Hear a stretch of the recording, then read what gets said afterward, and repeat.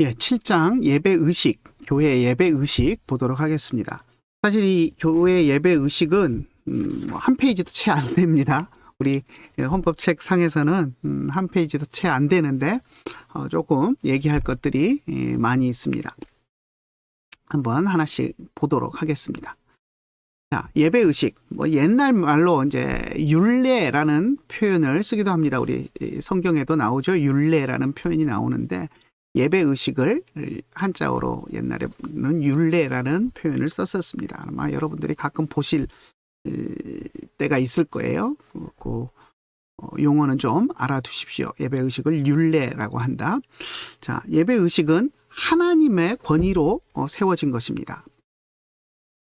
교회 헌법이나 규칙 이런 것들은 교회법들은 우리가 지금 공부하고 있는 헌법 이런 것들은 교회의 권위로 세워진 것입니다. 하지만 예배 의식은 예식은 하나님의 권위로 세워진 것입니다. 하나님의 권위로 세워진 것이기 때문에 추가하거나 변경하는 것은 불가합니다. 그죠? 우리가 편의상 우리가 만들어 놓은 교회 헌법이라든지 이런 것들은 우리가 바꿀 수 있습니다. 유아 세례를 만 6살까지로 주기로 했다라고 할지라도 상황에 따라서 5살로 하자. 그러면 5살로 바꿀 수 있고 조금 더 늘리자 해서 7살로 하자. 그러면 할 수 있습니다. 그것은 우리가 약속하고 필요에 따라서 우리의 문화적인 상황에 따라서 교회가 결의하면 바꿀 수 있습니다. 새로운 규칙도 만들 수 있고 있던 것도 없앨 수 있고 할 수 있습니다. 하지만 예배 의식은 하나님의 명령이기 때문에 추가하거나 변경할 수 없습니다. 그리고 성도들이 영원히 지속해야 할 의무입니다. 성도들의 의무라는 거죠. 율례, 예배 의식을 하나님이 우리에게 주신 목적은 성도들을 모아서 온전하게 하고 또 구원의 유익을 주시기 위해서 예배를 통해서 우리에게 하나님의 은혜, 구원의 유익을 주시기 위해서 하나님이 우리에게 예배 의식을 주셨습니다.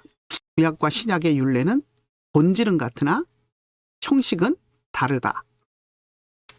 구약과 신약의 예배 형태는 다릅니다. 하지만 본질은 다르지 않습니다. 그죠? 구약의 제사제도, 우리가 오늘날 제사를 드리지 않습니다. 구약의 제사제도가 분명히 있죠.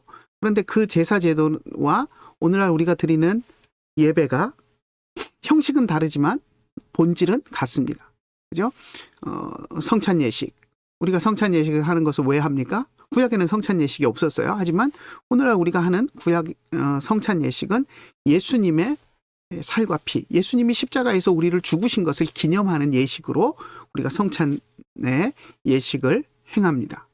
그런데 구약에서는 예수님이 우리를 위해서 십자가에 죽으실 것을 바라보면서 양을 잡고 소를 잡고 제사를 드렸습니다.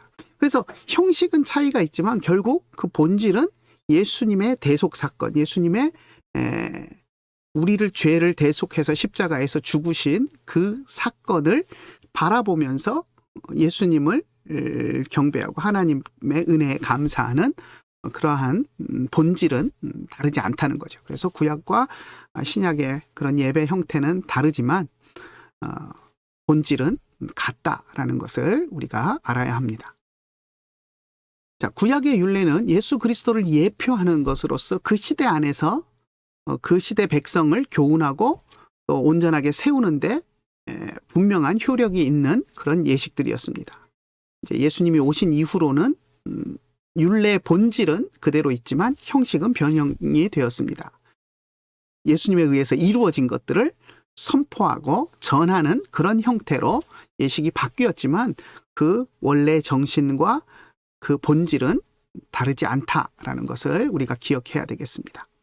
율례, 예배 예식을 행할 책임은 담임 목사와 당회에 있습니다. 우선적으로 담임 목사가 예배를 주도해야 되고요.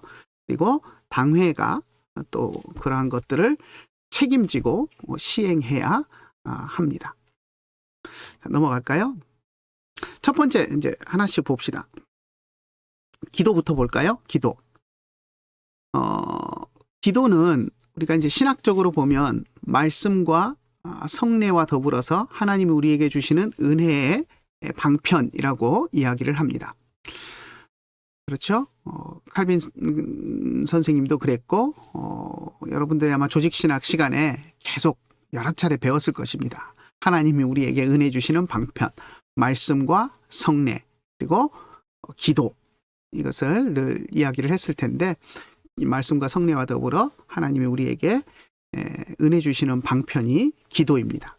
자, 이제 여기서 이야기하는 기도는 이제 공적 예배에서의 율례, 예배 예식 가운데서 기도를 이야기합니다. 그래서 기도는 목사가 직접 인도해야 합니다. 필요한 경우 장로나 성도에게 부탁할 수 있습니다. 하지만 기도의 책임, 예배 가운데 기도의 책임은 목사에게 있습니다. 그러니까 마땅히 부탁할 만한 사람이 없다라고 한다면 목사가 직접 기도를 인도하는 것이 마땅하고 옳습니다. 근데 예배를 인도하면서 무조건 기도는 딴 사람 시키고 그것은 아닙니다. 자격도 없는 사람에게 또 기도를 시켜도 잘 하지도 못하는 사람에게 맡기는 것은 옳지 않고요. 기도의 책임은 예배의 예식이기 때문에 기도가 중요합니다. 그런데 그 중요한 것을 자격 없는 사람, 또 준비도 안 된 사람에게 아무나 갑작스럽게 맡기고 하는 것은 사실 옳지 않습니다. 그래서 목사가 직접 인도를 하거나 또 필요한 경우 장로나 다른 성도들에게 부탁해서 잘 준비해서 할 수 있도록 지도하고 하는 그런 역할들을 목사가 해야 합니다. 자, 세 번째, 예식서의 기도문 사용. 요거 제가 꺽쇠가루를 해놨는데 즉석 기도를 권함과 예식서 기도문 사용하는 것, 이것을 이렇게 해놨는데 이게 더 뭐랄까 크다? 더 권한다, 더 비중 있게 그쪽으로 해야 된다라는 것을 의미해서 크다 이렇게 표시를 했습니다. 이거 등호입니다. 등호. 예식서의 기도문을 사용하는 것보다는 즉석 기도를 권한다라고 이 하지라고 제가 써놨는데 하지 선생님의 예배문답 조례, 정치문답 조례 143번 문제에 보면 이 문제에 대한 것이 있습니다. 즉석 기도를 권한다. 그렇다고 즉석 기도를 권한다라고 해서 이제 우리가 이제 즉석 기도 그러면 막 아무 준비도 없이 즉흥적으로 그냥 아무렇게나 기도하는 그런 의미를 이야기하는 것이 아닙니다. 준비는 물론 해야 되죠. 그런데 여기서 이야기하는 것은 예식서의 기도문이라고 하는 것은 그 예배 모범에 나와 있는 그런 기도문을 그냥 보고 읽는 것, 그런 기도가 아니라 개인이 본인이 준비한 그런 기도를 해야 된다라는 의미에서 즉석 기도라고 표현을 하고 있습니다. 그러면 큰 교회들 보면 이제 기도 맡으신 분들이 집에서 기도문을 잘 작성해가지고 와서 이제 보고 읽으면서 기도하는 경우들이 있는데, 그럼 그게 잘못이냐? 그거 안 적어오고 그러면 즉흥 기도를 해야 되느냐, 그렇게 물으시는 분들이 있을 거예요. 근데 여기서 즉석 기도는 그렇게 준비해 오지 않고 즉석해서 기도해야 된다, 그런 의미는 결코 아닙니다. 그래서 기도를 하는 데 있어서 물론 아무 준비 없이 나와서 그냥 생각나는 대로 기도하는 것보다는 집에서 잘 준비해 와서 잊어버릴까 봐 메모해 와서 혹은 기도문을 정확히 작성해 와서 그 기도문대로 기도하는 것은 아름다운 일이고 권장할 만한 일입니다. 그런데 여기서 이야기하는 것은 뭐냐면 예식서의 기도문을 사용하는 것보다는 즉석 기도를 권한다는 겁니다. 개인이 준비한 기도를 권한다는 것. 예식서는 우리는 이제 예식서 문화가 이제 잘 발달해 있지 않기 때문에 그런데 감리교나 그쪽 루터교만 해도 예식서 안에 기도문이 예제 문제들이 이렇게 되어 있습니다. 그래서 어떤 절기에는 부활절에는 이런 모범기도, 또 뭐 성탄절에는 모범기도, 우리 이제 그 교동문인 뜻이 교동문에 보면 성탄절 교동문 이런 것들이 나와 있지 않습니까? 그것처럼 성탄절에 사용하는 기도문, 예제문들이 나와 있습니다. 근데 물론 이제 로마 교회 같은 경우는 개인 기도문까지 집이 있어가지고 본인이 기도하기보다는 기도문 짤짤짤짤 이렇게 보고 읽는 그런 기도들을 많이 하는데 우리는 그런 예식서에 있는 기도문을 그대로 외우거나 읽거나 해서 사용하는 그런 기도를 권하지 않고 개인이 하나님 앞에서 내 말로 고백하고 이야기하는 준비해서 내 말로 이야기하는 그런 기도를 권한다라는 그런 의미입니다. 그렇게 이해하시면 되겠고요. 자, 중보기도라는 말은 자제하자라는 것이 우리 총회 85회 회기 때 결의가 되었습니다. 중보기도라는 말 여러분들 많이 쓰시죠? 교회에서도 중보기도 모임 뭐 이런 표현도 쓰고 하는데 그 말을 자제하자. 그러니까 절대 사용하면 안 된다라는 것이 아니라 가급적이면 쓰지 말자라는 결의입니다. 왜냐하면 중보라는 말은 누구에게만 쓸 수 있는 말입니까? 우리의 중보자는 예수 그리스도 한 분밖에 없습니다. 그러니까 주님이 우리를 위해서 하늘에서 하나님 보호자 우편에서 우리를 위해서 무시로 기도해 주시는 것, 그것이 중보기도입니다. 엄격한 의미에서. 그러니 주님이 우리를 위해서 대신 기도해 주시는 것이 중보기도인데, 우리를 위해서 기도해 주시는 것이 중보기도인데, 우리가 감히 다른 사람을 위해서 기도하는 것을 중보기도다라고 표현할 수 있겠느냐는 거죠. 그래서 이제 엄격한 이런 용어의 표현에서, 물론 우리가 그런 의미로 중보기도라는 말을 쓰지는 않습니다. 내가 무슨 중보자가 되어가지고 기도한다 이런 의미가 아니라 그냥 단순히 위해서 기도해야 한다라는 의미로 우리가 그런 말을 쓰는데, 이 중보라는 말의 무게감 때문에 중보기도라는 말을 우리가 우리의 기도를 중보기도라고 표현하는 것들은 자제하자. 예수님만이 우리의 중보자시고 예수님이 기도해 주시는 것이 중보기도가 아니겠느냐 하는 그런 의미에서 그런 말을 자제하자라고 결의를 했습니다. 그래서 여러분들이 아시고 이런 표현들은 좀 조심해서 사용할 수 있도록 해주시면 좋겠습니다. 자, 축도 직전에 예수님의 이름으로를 사용해야 하느냐 하는 그런 문제에 대해서도 또 총회에서 결의를 했는데요.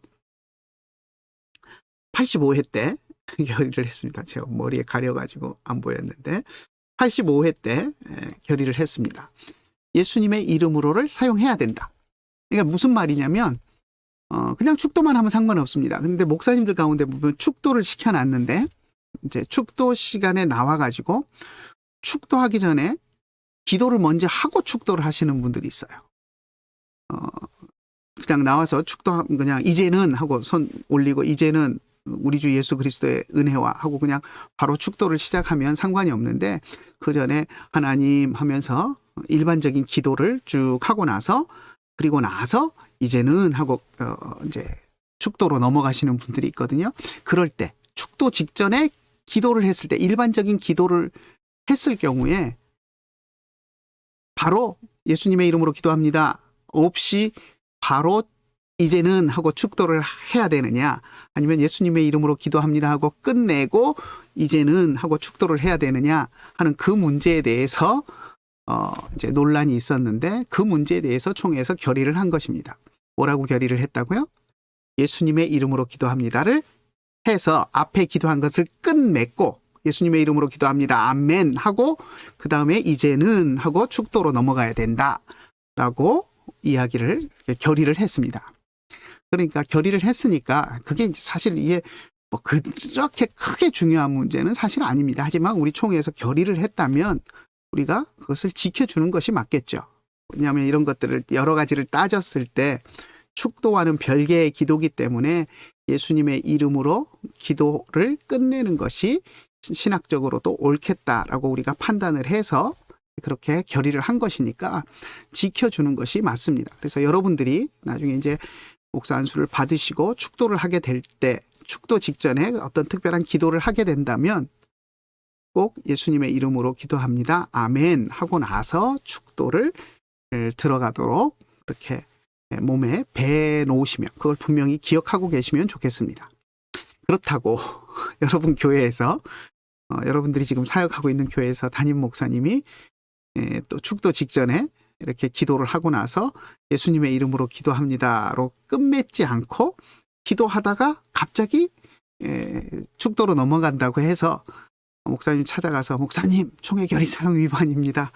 그렇게는 하지 마세요. 괜히 여러분들 목사님한테 혼납니다. 그러니까 그렇게는 하지 마시고 이렇게 총회에서 결의했다라는 것을 여러분들이 아시고 결의한 것대로 할 수 있도록, 모르면 뭐 하는 수 없지만 결의한 것이 있으니까 그것을 우리가 신경 써서 알고 이런 상황에서는 예수님의 이름으로 기도합니다. 아멘 하고 이제는 하고 축도로 바로 넘어가는 것이 우리 총회에서 결의한 사항이다.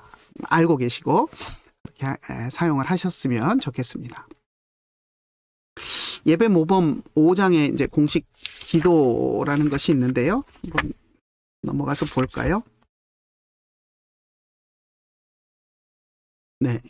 248페이지입니다. 248페이지 가보면 예배 모범의 제5장에 공식 기도라는 항목이 있습니다. 이게 이제 공적인 기도, 예배 시간에 하는 공적인 기도에 대한 것인데요. 여러분들이 뭐 다 아시는 내용일 겁니다. 1번에 보면 한번 볼까요? 1번에 보면 공식 예배를 시작할 때 간단한 기도를 하는 것이 옳다라고 이야기합니다. 그러니까 교회의 모든 모임은 기도로 시작된다라는 것입니다. 물론 예배를 드릴 수 있으면 더 좋겠죠. 간단하게라도 예배를 드리고 모임을 가질 수 있으면 더 좋겠지만 뭐 목사님도 안 계시고 설교할 사람도 마땅치 않고 하는 그런 두세 사람이 이렇게 모이는 그런 모임에서도 항상 기도로 시작해야 된다라는 것을 이야기를 합니다. 그리고 자, 두 번째 2번에서는 기도를 어떻게 할 것이냐, 기도의 순서에 대한 것, 공식 기도를 할 때 순서에 대한 것을 이야기를 합니다. 여기에 이제 1번부터 6번까지가 되어 있는데요. 보통은 우리가 5번 5가지로 이제 나누어서 이야기하는 것과 다르지 않습니다. 여러분들 주일학교 학생들 기도 가르치실 때 어떻게 가르치셨죠? 제가 주일학교 교사할 때 벌써 한 30년 전 이야기인데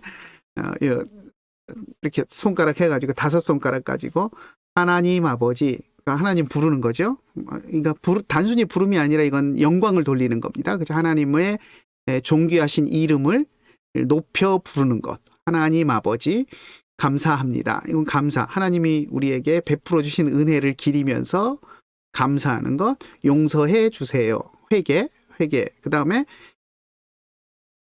이거 해주세요. 간구. 예수님의 이름으로 기도합니다. 이렇게 해서 5가지로 제가 가르쳤던 기억이 있는데 여러분도 아마 다르지 않을 겁니다.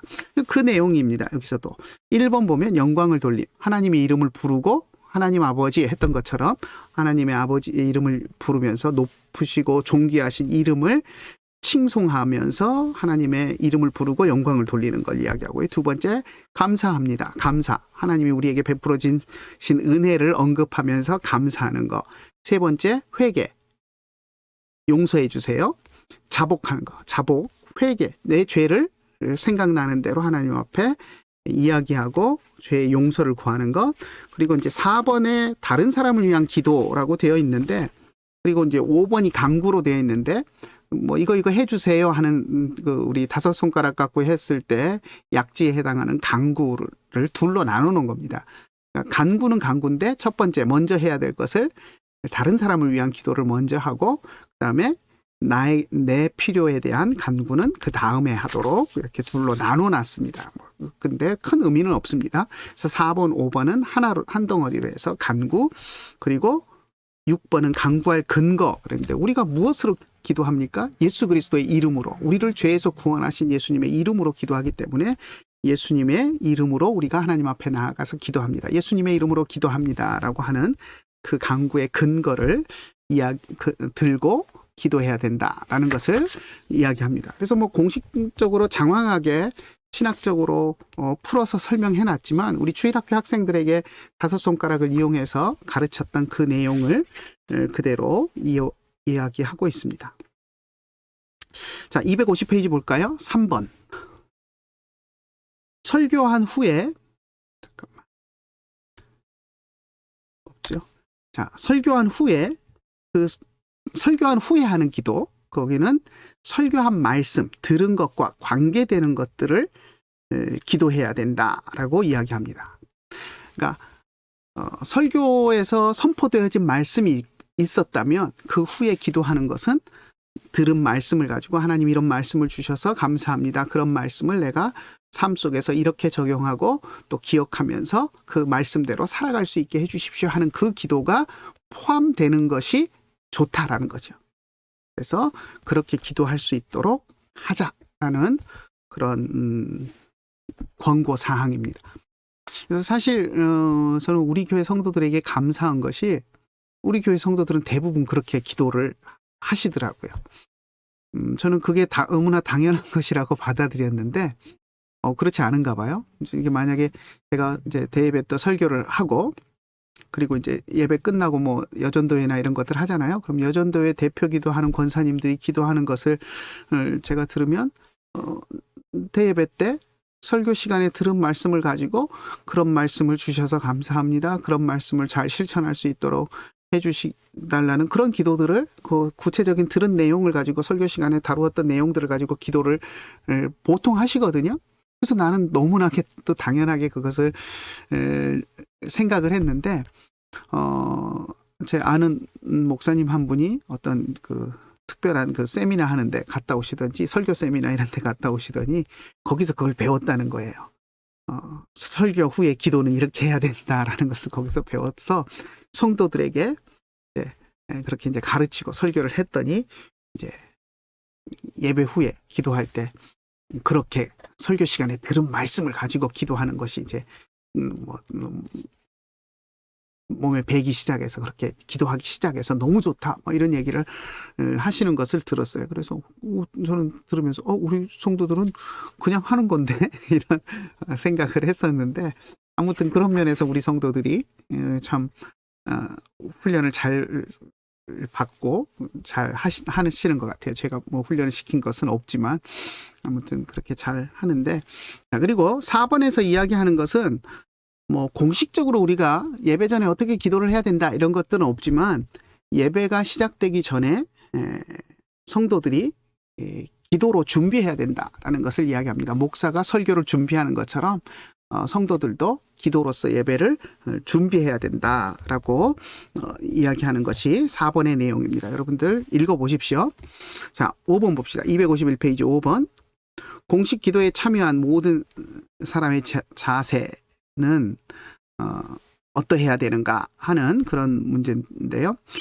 이게 이제 기도할 때 일어나야 되느냐, 기립해야 되느냐, 뭐 무릎 꿇고 해야 되느냐 이런 자세에 대한 문제인데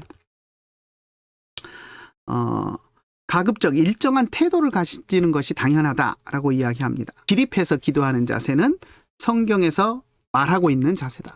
하나님 앞에 기도할 때 일어서서 기도하는 자세 이런 것들은 성경에서 나오기도 하고 또 옛날 우리 신앙의 선배들이 실행했던 바기 때문에 하는 것도 좋다. 그런데 꼭 일어서야 하는 것은 아니고 일어나든지 앉든지 바른 자세로 있으면 무방하다라고 이야기하고 있습니다. 그러니까 기도할 때 삐딱하게 있어서는 안 되겠죠.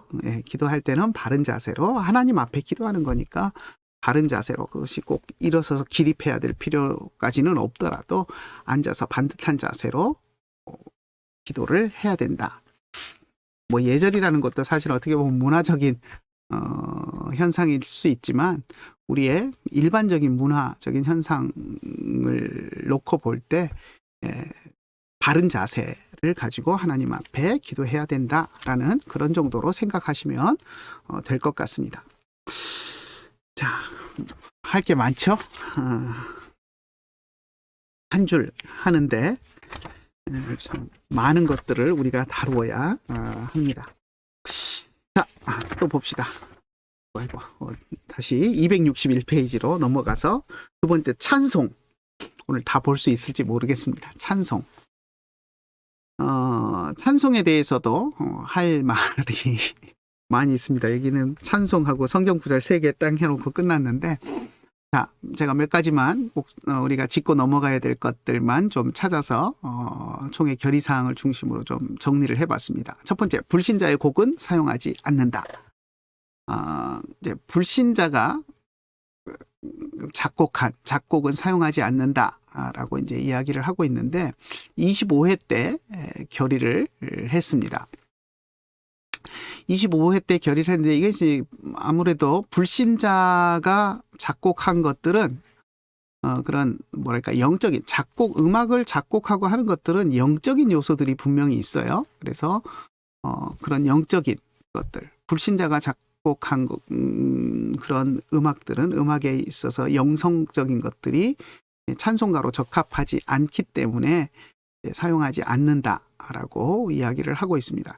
사실 우리가 여러 찬송가들 가운데 보면 우리가 공식적으로 우리 찬송가 안에 들어와 있는 곡들만 해도 작자 미상의 곡들이 꽤 있어요. 그리고 여러 유럽 나라들의 그런 민요로 불리우던 것들 가지고 이제 찬송을 만든 경우도 있고 또 다른 유명한 우리 찬송가 가운데도 뭐 베토벤의 교향곡에 곡을 붙인 것도 있잖아요. 물론 베토벤은 믿는 사람이다라고 우리가 이야기할 수 있겠지만 하여튼 그런 합창 교향곡이나 뭐 이런 데다 곡을 붙여서 우리가 찬양을 하기도 하고 또 제가 조금 이제 예전에 중고등학교 시절에 특이하게 느꼈던 것은 독일 국가가 있어요. 독일 국가. 우리 찬송가 가운데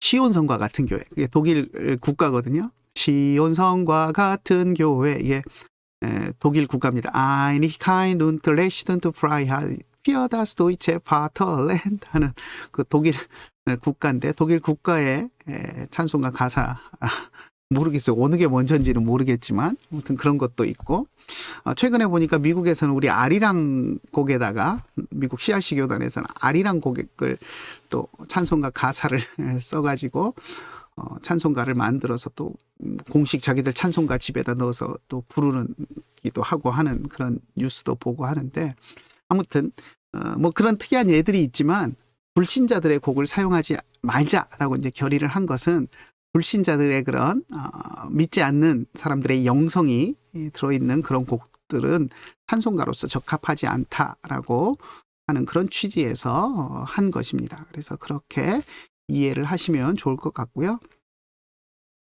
자, 그리고 582장 어둠 밤 마음에 잠겨 이것을 부르지 않기로 했습니다. 그 찬송 아시나요? 어둠 밤 마음에 잠겨? 어둠 밤 마음에 잠겨 하는 노래 후렴이 고요한 아침에 날아 빛속이 새롭다 이 빛 삶 속에 얽혀 이 땅에 생명줄 놓아간다 하는 그 찬양 이 찬송을 72회 때 부르지 않기로 결의를 했습니다. 그 이유는 뭐냐면 물론 이제 원인은 뭐 이제 여러 가지 뭐 곡조 내용이 무슨 계명성 이런 것들이 뭐 사탄을 상징한다 뭐 이런 주장도 있고 하지만 사실 계명성이라는 것이 우리 요즘 이제 이단 그 정명석이 JMS도 지저스 모닝스타 뭐 이래가지고 정명석이 MS가 모닝스타의 지저스 모닝스타의 약자라고 뭐 자기들 그렇게 주장을 하고 하는데 그 모닝스타 계명성 새벽별 그것이 예수님을 상징하는 그런 표현으로 사용하기도 합니다. 그리고 또 사탄을 상징하는 표현으로 사용하기도 하고 하는데 아무튼 뭐 그런 것들 때문에 사용하지 말아야 된다 뭐 이렇게 이야기하기도 하는데 제가 볼 때는 이거는 이제 그 작사자가 그죠? 작곡자는 이동훈 씨고 작사자가 김재준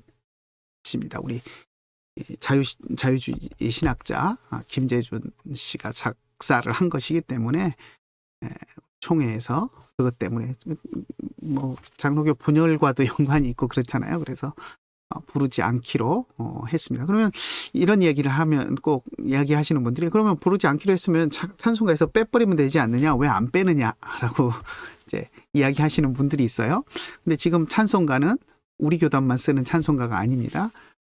김재준 씨가 속한 저쪽 기장 측도 또 기장 측 맞죠? 기장 측도 통합 측도 다 같이 쓰는 찬송가입니다. 그러니까 우리는 안 부르지만 우리는 부르지 말기로 결의를 했지만 또 김재준 씨 좋아하는 저쪽에서는 또 즐겨 애창하는 그런 찬송이기도 합니다. 그러니까 이걸 찬송에서 우리 마음대로 뺄 수가 없습니다. 찬송가를 하나로 한국 교회가 하나로 찬송가를 쓰기로 했기 때문에 그렇지만 찬송가에 들어가 있지만 우리 총회에서는 이 곡은 불순하니 부르지 말자라고 결의를 했습니다. 그러니까 만약에 여러분들이 예배 찬송을 하면서 이 찬송을 선택해서 부르면 목사님에게 불려가서 혼날 수도 있습니다. 그러니까 잘 기억해 놓으셨다가 582장 어둠 밤 마음의 잠겨는 부르지 않도록 뭐 여러분들이 집에서 혼자 화장실에서 혼자 부르는 건 상관없습니다. 그런데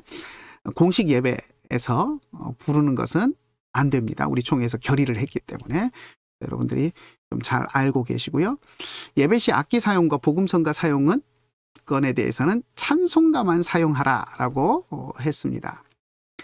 이게 이제 좀 애매하기는 한데 요즘 또 우리 찬송가에 보면 뒤에 옛날에 복음송으로 불리던 것들이 많이 들어가 있어요. 물론 가사가 조금씩 달라지기는 했지만 들어가 있습니다. 그래서 악기 사용과 복음성가 사용권에 대해서 찬송가만 사용하고 예배 시 몸가짐은 예배 모범에 따르도록 하라라고 78회에 결의를 했는데 악기 사용에 대한 문제도 계속 문제가 많이 되었었습니다. 논란이 되었고요.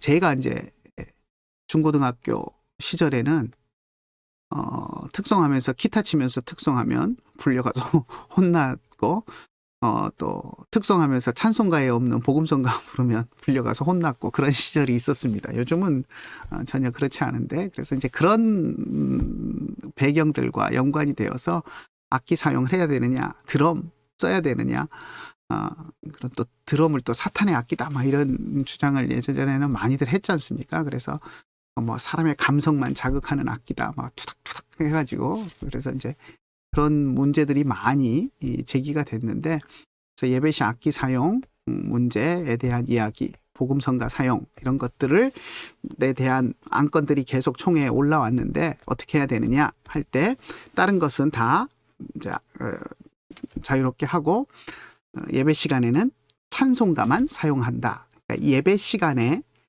찬송가, 우리 찬송가 집에 나와 있는 그 찬송가만 불러야 된다라고 결의를 한 겁니다.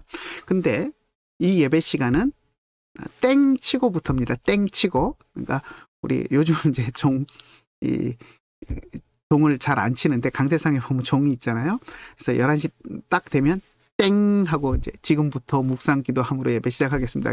땡 하면서 이제 예배가 시작되는데 그때부터 그리고 축도 끝날 때까지 땡부터 축소까지가 이제 예배 이제 공식 예배 시간인데 그 안에는 찬송가 곡에 수록된 것만 불러야 된다라고 결의를 한 겁니다. 그러니까 예배 전에 특성으로 뭐 우리가 이제 준비 찬송이라고 이야기하는데 또 사실 그 표현에 대해서도 찬송이 준비 찬송이 어디 있느냐, 찬송은 모든 찬송은 다 예배고 한데 준비 찬송이란 말을 쓰지 말아야 된다 이런 분들도 있는데 아무튼 우리가 땡 하기 전에 부르는 찬송들 이런 것들은 복음성을 불러도 되지만 땡 한 다음부터는 찬송가 있는 곡들만을 부르기로 하자라고 결의를 했습니다. 이것이 무슨 어떤 뭐 엄청난 의미가 있는 것은 아니고 이제 공식 예배 시간 안에는 그래도 이제 검증되지 않은 곡들을 불리는 게 좀 불편하잖아요. 그러니까 다른 복음성가들은 예배 전에, 시작 전에 아니면 예배 후에 부르는 것은 문제될 것이 없지만 공식적인 예배 시간 안에는 그런 검증되지 않은 곡들은 자제를 하자라는 의미로 그렇게 결의를 한 것으로 이해하시면 될 것 같습니다. 또 이렇게 하면 이제 그런 문제도 있을 수 있어요. 여러분 광복절 예배 같은 때 보면 애국가 부르시는 분들이 있거든요. 목사님들 가운데 주일 예배 때 광복절 전후로 애국가 부르시는 분들이 있는데 그렇게 되면 총회 결의사항 위반이 되는 겁니다. 사실. 왜냐하면 애국가가 찬송가에 없잖아요. 그러니까 공식 예배 시간에 애국가를 부르는 것. 사실 애국가가 물론 그 애국가에 뭐 하나님이 보호하사라는 표현이 나오기는 하지만 그걸 갖고 우리가 찬송가다라고 이야기하기는 좀 어렵습니다. 그렇기 때문에 예배 시간에 애국가를 부르는 것 저는 별로 그렇게 탐탁하게 생각하지 않습니다. 그래서 그런 것들도 사실은 어떻게 엄격히 말하면 총회 결의사항 위반인 것이죠. 그래서 여러분들이 좀 그런 것들을 염두에 두시고 애국가를 부르고 싶더라도 예배 전 후로 부르시고 예배 시간 안에 하나님을 찬송하는 노래가 아닌 그런 애국가 이런 것들은 좀 금하시는 것이 좋겠다라고 생각을 합니다. 자, 4번 열린 예배라는 표현을 금지하기로 했습니다. 열린 예배. 한때 열린 예배, 뭐 구도자 예배하는 이런 표현들이 참 많이 유행을 했었습니다. 그런데 그것을 총회 결의사항에서 그 용어 열린 예배를 금지하기로 했습니다. 왜 그럴까요? 열린 예배의 기본 개념이 뭡니까? 믿지 않는 자들도 쉽게 나와서 예배에 참석할 수 있도록 한다라는 개념이 열린 예배입니다. 그러다 보니까 열린 예배는 어떻게 하냐면 그 안 믿는 사람, 신앙이 전혀 없는 사람들이 교회에 편안하게 와서 앉아 있을 수 있도록 해주기 위해서 예배 형태를 다 뒤집어 엎어버립니다. 그래서 때로는 찬송가 아닌 그냥 건전가요 이런 것들도 부르고 왜 그 사람들을 편안하게 해주기 위해서 우리가 예배하는 거룩하고 엄숙한 하나님을 찬송하는 노래만 부르면 이 사람들이 불편해하니까 그들을 편하게 해주기 위해서 건전가요도 부르고 레크레이션이라 그러나요? 뭐 이렇게 막 박수 치면서 이렇게 게임도 하고 하면서 분위기도 띄우고 하는 또 우스갯소리도 하고 그 사람들을 즐겁게 해주기 위해서 그래서 예배 분위기를 그러면서 복음을 전하고 한다고 해서 열린 예배라는 표현을 쓰는데 무슨 전도 집회에서는 그게 가능하겠죠. 그런데 예배라는 측면에서는 예배는 하나님을 위한 것이지 거기에 예배에 참여한 사람들을 위한 예배가 될 수는 없거든요. 그래서 열린 예배라는 그 표현은 열린 예배 자체는 금지하기로 이렇게 결의를 했었습니다. 자, 예배 모범 4장에 보면 248쪽을 한번 볼까요? 248쪽 우리가 아까 예배 모범 5장 기도를 봤었는데 예배 모범 4장에 보면 시와 찬송에 대한 것이 나옵니다. 뭐 간단하게 볼까요? 1번 예배당에서 공적으로나 가족끼리 시와 찬미로 하나님을 찬송하는 것은 마땅한 성도들의 본분이다. 이렇게 이야기를 하고요. 언어와 그냥 일반적인 언어에서도 하나님께 영광 돌리는 언어를 사용하자. 이게 이제 단순히 노래, 찬송, 노래로만 생각하는 것이 아니라 항상 하나님을 높이고 영광 돌리는 그 모든 언사가 우리의 시와 찬송이 된다. 그런 의미에서 이렇게 표현을 한 것 같고요.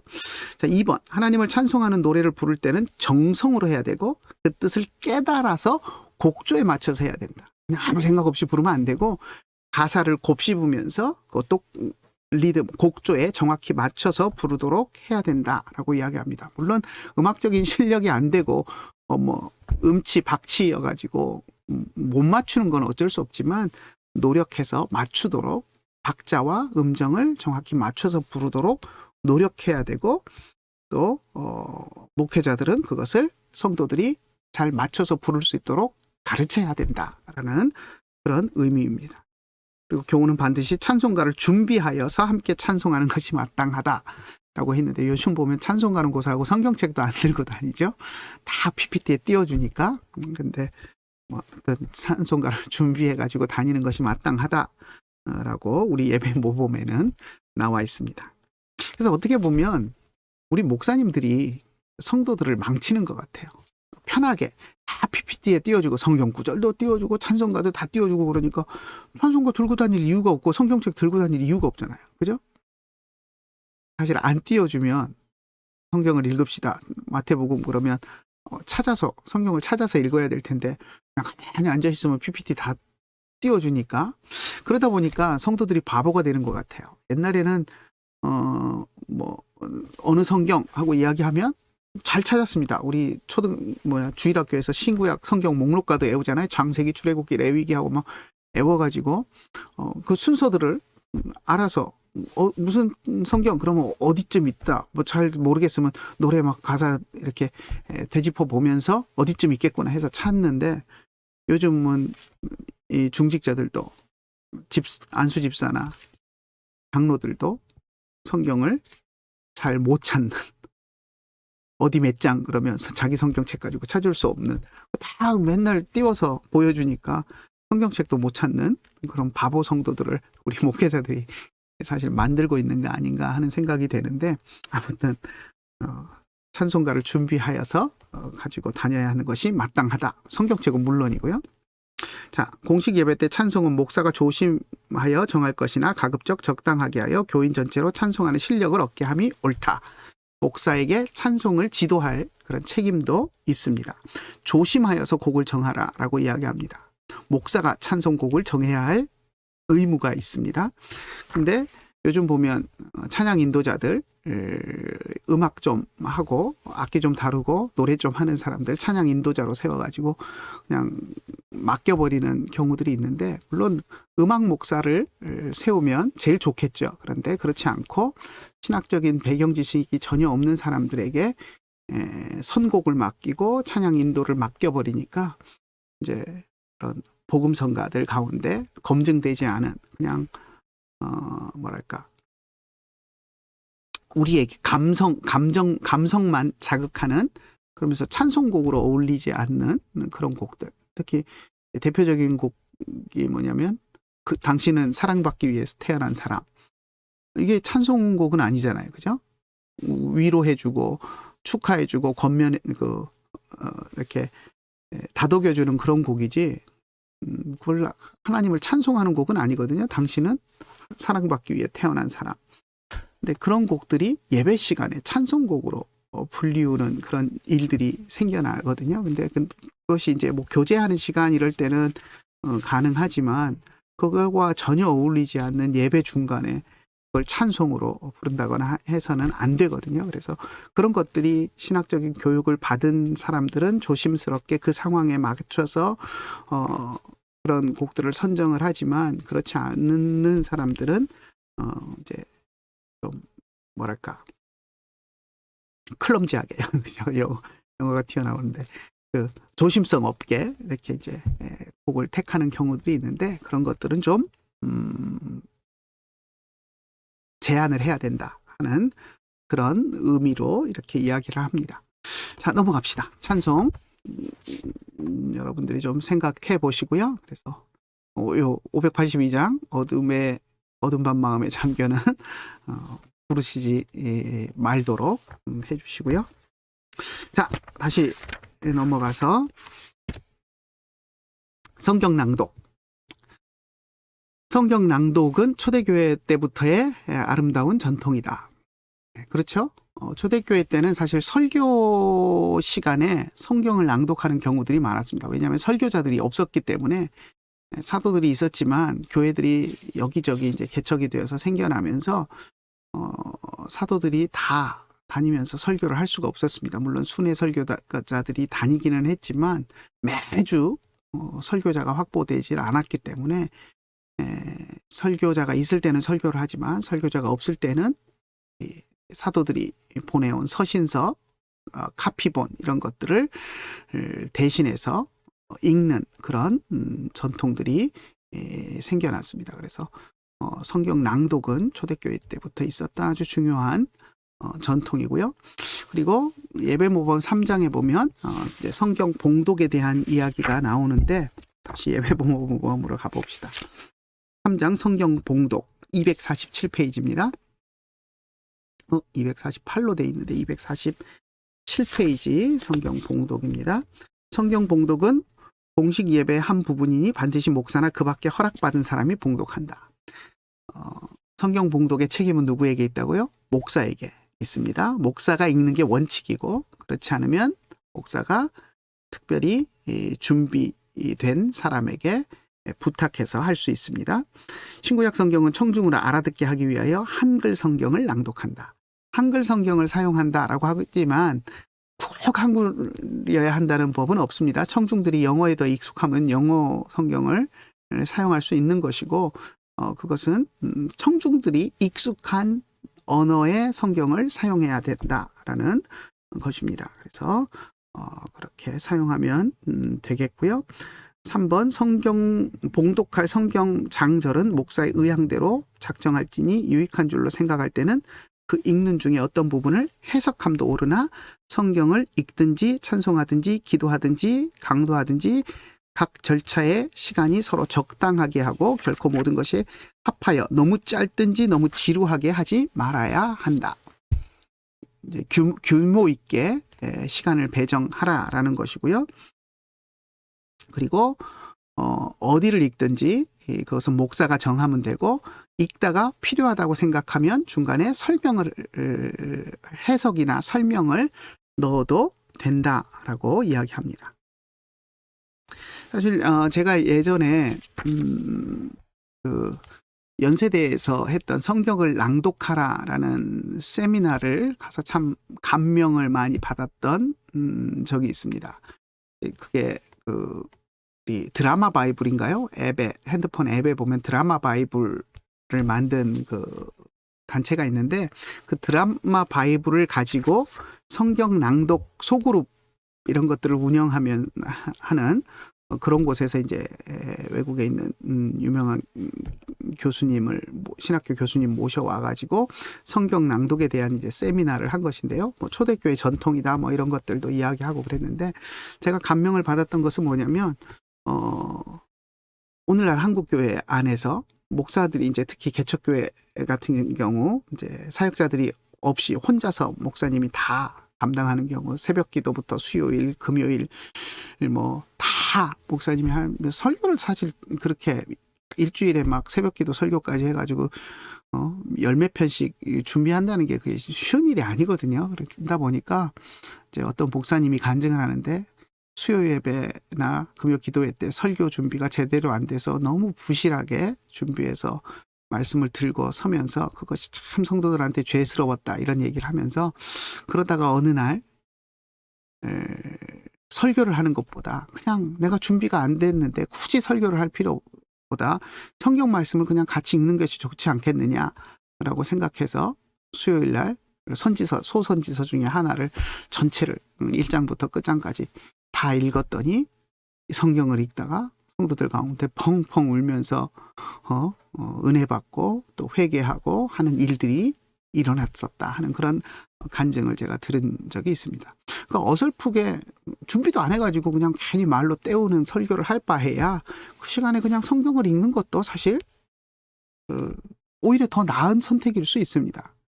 그래서 그런 것들은 우리가 성경 읽는 것이 얼마나 중요한가, 하나님의 말씀을 그대로 읽으면 또 읽다가 또 필요하다고 생각되는 부분은 목사가 잠깐 설명해 줘도 되고요. 설명 없이 그냥 쭉 읽어도 하나님이 또 은혜 주시면 성경을 읽다가 또 은혜 받고 또 깨달음을 얻게 되는 성도들이 나오기 때문에 그런 방법들도 참 좋은 방법이 아닌가 하는 그런 생각을 했었습니다. 아무튼 성경을 읽는 것, 성경을 낭독하는 것은 참 중요한 일입니다. 자, 넘어갑시다. 성경 해석과 강도, 성경 해석 그리고 설교죠. 여러분들은 이제 성경 해석 방법을 신학교에서 3년 동안 계속 배우셨는데, 그 성경 해석 그리고 그것을 설교문으로 만들어서 설교하는 것을 이야기를 합니다. 예배 모범에 보면 또 설교 6장에 설교가 나옵니다. 다시 또 예배 모범으로 가야 되겠네요. 예배 모범 6장에 보면 251페이지 6장에 보면 설교가 나옵니다. 성경 해석은 정성을 다해서 부끄럽지 않게 해야 된다 라고 이야기를 하고 있고요.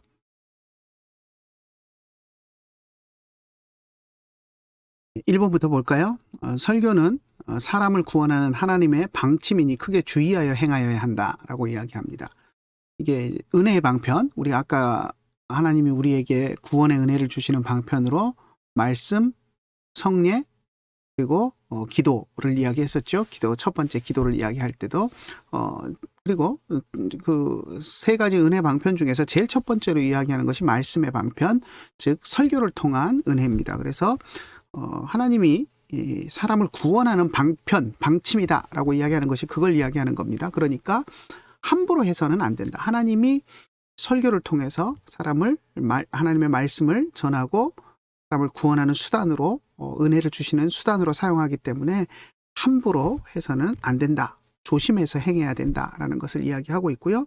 그래서 목사는 전심전력하여 부끄럽지 않게 정성을 다해서 말씀을 준비해야 된다라고 이야기합니다. 말씀을 옳게 분별하고 해석하고 설교를 준비하는 것, 모든 것을 부끄럽지 않게 해야 된다라고 이야기합니다. 자, 부끄럽지 않게 해야 된다. 우리가 설교를 준비할 때, 뭐 저도 그렇지만 저는 이제 원래 컴퓨터쟁이 출신이라 전도사 때부터 설교를 준비하면 다 타이프를 쳐서 이렇게 워드로 설교 준비를 했습니다. 그러다 보니까 지금도 이제 설교 준비를 할 때 예전에 작성해 놓았던 10년 전, 20년 전에 작성했던 그 본문을 가지고 설교를 했던 것들이 있으면 끄집어 와서 한번 봅니다. 제가 예전에 어떻게 설교를 했나. 그리고 시간이 촉박할 때는 예전의 것을 가지고 와서 좀 써먹을 목적으로 보기도 하지만 아무튼 예전에 했던 것들을 가져와서 일단은 펼쳐놓고 작업을 합니다. 왜냐하면 옛날에 했던 것을 그냥 남겨두는 것이 아니라 옛날에 했던 것 중에서도 내가 이렇게 성경을 해석했구나 하고 이제 받아들일 부분도 있고 아니면 때로는 정말 옛날에 했던 것이 너무 마음에 안 들어서 다 뜯어 고치는 수선 작업을 하기도 합니다. 아무튼 그렇지만 지금 보면 20년 전에 뭐 10여 년 전에 했던 설교들이 너무 부끄럽게 느껴지기도 합니다. 다시 볼 때. 그런데 지금 보면 그렇지만 그때에 그러면 내가 이것을 정성을 다하지 않아서 준비했느냐? 그건 아니거든요. 그러니까 그 당시에 준비할 때 부끄럽지 않게 하라는 말입니다. 10년 후, 20년 후에 봤는데 아이고 부끄러워라. 그거는 상관없는 거고요. 지금 현재 내가 설교를 준비할 때 하나님이 나에게 주신 말씀을 내가 대충대충 준비해서 얼렁뚱땅 준비해서 남들이 보면 저걸 설교 준비했다고 할 수 있느냐 할 정도로 얼렁뚱땅 해서는 안 되고 정말 내 자신이 하나님 앞에서 부끄럽지 않게 하나님의 말씀을 준비하는 데 있어서 내가 할 수 있는 최선을, 물론 우리가 온전하지 않기 때문에 설교를 준비할 때 성경을 잘못 해석할 수도 있고 그렇다고 우리가 이제 개혁신학에 서 있으면 완전히 엉뚱한 대로 가지는 않습니다. 그런데 디테일하게 볼 때 성경 단어나 이런 것들을 착각할 수도 있고 잘못 적용할 수도 있고 하는 부분들이 분명히 있을 수 있습니다. 근데 그것을 탓하는 것이 아니라 아무튼 실수할 수는 있지만 누구라도 실수를 할 수는 있지만 그리고 성경 해석이 조금 다를 수는 있지만 내가 정성을 다해서 하나님의 말씀을 정말 겸손하게 최선을 다해서 준비했는가, 부끄럽지 않게 내가 할 수 있는 최선을 다해서 준비했는가 하는 것은 정말 중요한 겁니다. 그래서 뭐 성경을 옳게 했느냐 그르게 했느냐 뭐 잘했느냐 못했느냐 이걸 떠나서 부끄럽지 않게 내가 할 수 있는 최선을 다해서 준비하는 것, 그건 정말 중요한 겁니다. 그래서 설교 준비도 없이 성경책 들고 올라가서 성경 읽고 대충 그런 설교가 아니라 정성을 다해서 성경 본문을 읽고 해석하고 내 실력과 내 한계 안에서 부끄럽지 않게 성경을 해석하고 설교를 준비해야 된다라는 것을 기억하셨으면 좋겠고요. 그리고 두 번째, 설교 본문은 어떤 성경 한 절이나 혹 몇 절을 선택할 것이요. 본문을 분명히 선택해야 되라는 거고요. 그리고 그 부분을 해석하고, 첫 번째는 해석해서 본문이 말하는 그 뜻을 분명히 해석해서 이야기해야 되고요. 그리고 본문을 강론하고 그리고 그 진리를 가르치고 마땅히 행할 본분의 성질과 한계를 설명하고 혹시 필요하면 변증도 한다라고 이야기합니다. 그러니까 본문에 담긴 진리를 설명하고 설명으로 끝나는 것이 아니라 그것을 어떻게 삶 속에서 행하고 실천할 것인가 하는 그 설교의 적용 부분도 분명히 가르쳐야 된다라고 이야기합니다. 사실 설교를 하다 보면 적용 부분이 제일 어려운 것 같아요. 특히 이제 저같이 이제 공부를 계속 했던 사람들은 공부해서 본문을 연구하고 파서 그 본문의 의미가 뭐다 여기까지 하는 것은 그래도 공부하고 하면 쉬워요. 그런데 이 본문을 오늘날 삶 속에서 어떻게 성도들에게 적용해서 이렇게 사십시오, 이 말씀에 근거해서 이렇게 사십시오 하고 그것을 촉구하는 것이 제 개인적으로는 제일 어려운 것 같아요. 그런데 분명히 그 부분도 해야 된다라는 것을 이야기하고 있습니다. 3번, 설교하는 자는 방법을 많이 연구하고 묵상하고 기도하고 조심하여 예비함이 옳다. 그러니까 설교 전에 많은 본문에 대한 연구와 묵상 그리고 기도도 필요하다는 것. 그냥 공부만 해가지고 하는 것이 아니라 그 말씀을 어떻게 해석하고 성도들에게 설교해야 될지 주님에게 조명해달라고 또 길을 안내해달라고 하나님 앞에 기도하는 것도 필요하다. 그런 연구, 묵상, 기도의 준비가 필요하다. 준비 없이 하지 말아라 라고 이야기합니다. 그리고 언어가 적합하도록 단순한 언어로 써라 라고 이야기합니다. 현학적 허세를 부리지 말고 단순하고 쉬운 말로. 제가 뭐 여기 현학적 허세라는 말은 우리 이 헌법 책에는 없는데 제가 그렇게 써봤는데 많이 우리가 설교를 하다 보면 유혹받습니다. 이런 말 하면 멋있는데 성도들이 우리 목사님 설교 진짜 멋있는 말을 써서 했다 하고 할 만큼 그런 표현들을 좀 하고 싶고 유명한 사람이 말이 이런 사람이 이런 말을 했습니다 하고 인용도 하고 싶고 그런 유혹들이 우리에게 옵니다.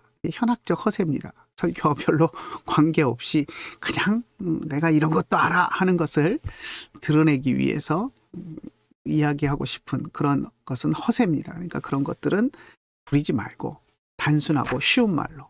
그러니까 우리가 보통 중3 언어라고 이야기해요. 또 쉽게 어떤 분들은 시장통 언어 뭐 이렇게 이야기하기도 하고 예전에 그 미국의 트럼프 대통령 뭐 호불호가 갈리죠. 트럼프 대통령 좋아하는 사람도 있고 아주 치를 떠는 사람도 있고 그런데 뭐 정치 성향 뭐 이런 걸 떠나서 트럼프 대통령의 그런 연설 이런 것들은 연설에 대해서도 또 호불호가 갈리는 사람들이 있어요.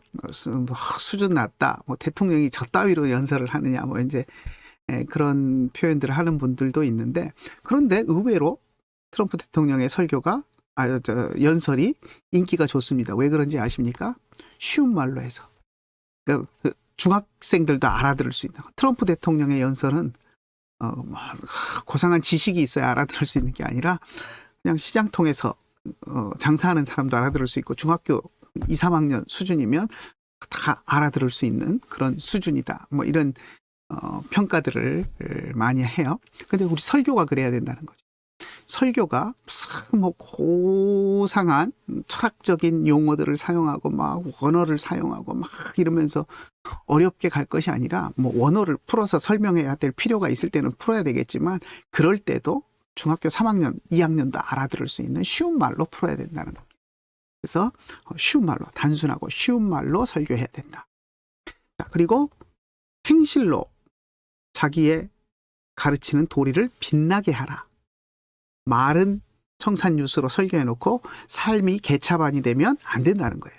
내가 설교한 것들을 물론 그렇다고 우리가 설교한 것을 완벽하게 잘 지킬 수도 없고 잘 지킬 수 있는 것만 설교할 수도 없습니다. 그러면 잘 지킬 수 있는 것만 설교하라 그러면 아마 벙어리 돼야 될 수도 있을 거예요. 그런데 그렇지는 않지만 설교를 했으면 나부터 먼저 설교자가 먼저 본이 되어서 지키도록 하고 실천하도록 노력하는 그런 자세가 필요하다라는 것을 이야기합니다.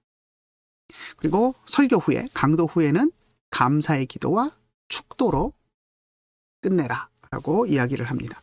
이제 예배 후에 설교 후에는 설교자가 축도를 하는 것이 기본인데 목사가 없을 경우에는 설교자가 이제 강도사들은 축도권이 없지 않습니까? 그리고 전도사님들도 이제 목사님 출타 시에 설교를 부탁받아서 할 때에는 목사님의 권위 아래서 설교를 하지만 목사님이 현장에 없기 때문에 축도를 할 수 없습니다. 그럴 때는 주기도문으로 예배를 마치면 되고요. 4번을 빠뜨렸네요. 지금 여기가 지금 4번 강도 후에 감사의 기도와 축도, 이게 이제 우리 헌법책의 5번인데 제가 4번으로 해놨는데 4번에 헌법책에 있는 4번이 빠졌는데 한번 읽어볼게요. 공식 예배 가장 요긴한 것은 가장 높으신 하나님께 향하여 단체적 경의를 표하는 것이니 목사의 설교는 너무 길게 해서도 안 되고요. 요긴한 기도와 찬송을 못하게 하거나 부족하게 하지 말고, 그러니까 목사 설교가 너무 길어서 기도나 찬송이나 이런 것들이 줄어들게 하지 말라는 겁니다. 적당한 비례로 시간을 사용하여 예배를 완전하게 함이 옳다.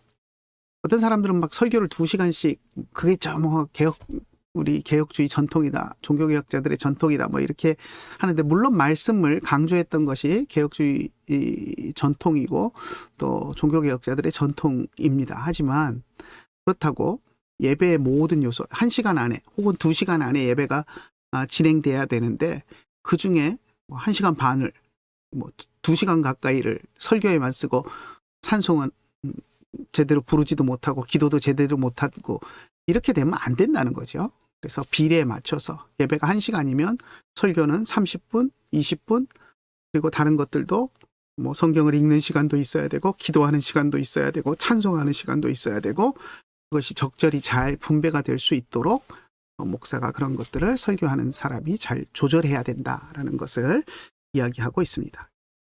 그리고 6번, 여기 5번으로 돼 있는데 6번, 강도권이나 담임 목사의 허락 없는 설교를 금한다. 총회로부터 강도권을 받은 사람이 설교를 하거나, 강도권이 혹시 없는 사람, 우리 전도사님들이나 장로님이나 집사님들이나 이런 분들이 혹시 설교를 하게 될 때는 강도권이 있는 담임 목사의 허락을 받고 설교해야 된다는 거고요. 여기 6번에서 보면 노회 관할에 있는 어느 지교회든지 노회에서 보낸 사람 외에는 아무를 막론하고 당회나 목사의 허락 없이는 설교하지 함을 허락하지 않는다. 기본적으로 당회나 목사의 허락이 있어야 설교를 하는 것이고요. 이제 담임 목사가 없는 경우도 있잖아요. 그럴 때는 노회에서 보냄을 받은 사람은 설교할 수 있지만 그렇지 않으면 안 된다. 그리고 당회가 있어도 노회에서 보냄을, 그러니까 노회에서 설교권을 주어서 노회에 보냄을 받은 사람은 노회에 속한 지교회에서 설교할 수 있지만, 그렇지 않은 사람은 담임 목사의 허락 없이는 할 수 없다라고 이야기하고 있습니다. 오늘 여기까지 해야 될 것 같아요. 왜냐하면 세례, 그다음에 이제 세례인데,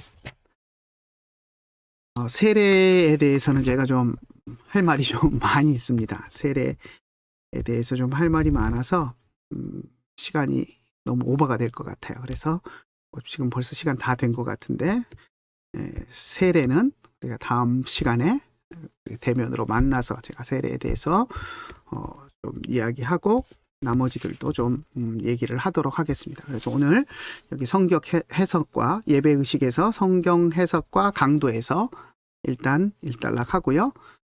다음 주에 만나서 세례부터 해서 하고 그다음 진도 나가도록 하겠습니다. 네, 수고하셨습니다. 욕심 같아서는 진도를 많이 나가고 싶었는데 또 해야 될 말들이 많아가지고 진도를 많이 못 뽑았는데, 아무튼 다음 주에 뵙도록 하겠습니다. 수고들 하셨습니다.